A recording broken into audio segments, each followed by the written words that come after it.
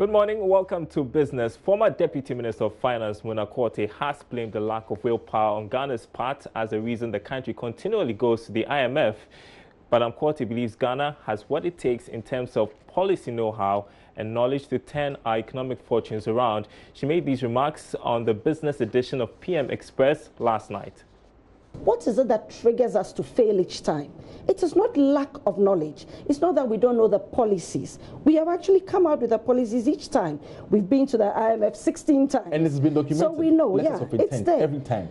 The main issue is the willpower to actually execute and enforce these policies straight through. But why? To when we get the successes. But why? Because it's about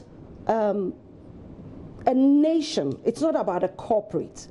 And life gets in the way. There are exogenous shocks. There are also internal shocks that hit us along the way. But there are also people that you see and you start to feel for those people, so that you find that your budget starts to skew into the social things, which the IMF agrees that you must always have social protection anyway. After all, it's about inclusive growth and poverty reduction. Sometimes working on that takes us back a little bit, but I don't shy away from saying that there hasn't been the political resolve to make sure that we graduate and graduate permanently.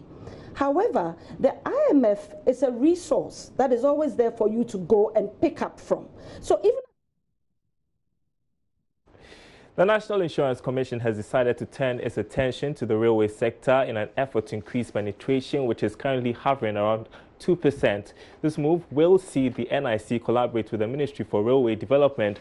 Speaking to Joy Business at the second annual NIC Chairman's Cocktail, the Commissioner of Insurance, Justice Yaofori, said the collaboration with the ministry would go a long way to retain profits in the country.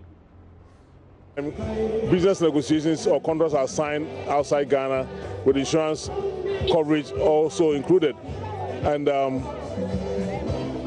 when this is done, it affects our nation. So thankfully, the Minister for Railways is here and he understands the importance of insurance. So we are going to work with him. I believe that that is going to be the beginning of greater things to happen. By the act, government is not obliged to actually do that compulsory insurance. But I think those who frame the act, they believe that government has the financial muscle to actually deal with such misfortunes. So that is one point. We are trying to review the act to actually make sure that in the future, government will also be compelled to do insurance. We believe that government is the biggest employer in Ghana. So if we get government also on our part being compulsory for government entities, then it will actually increase insurance penetration.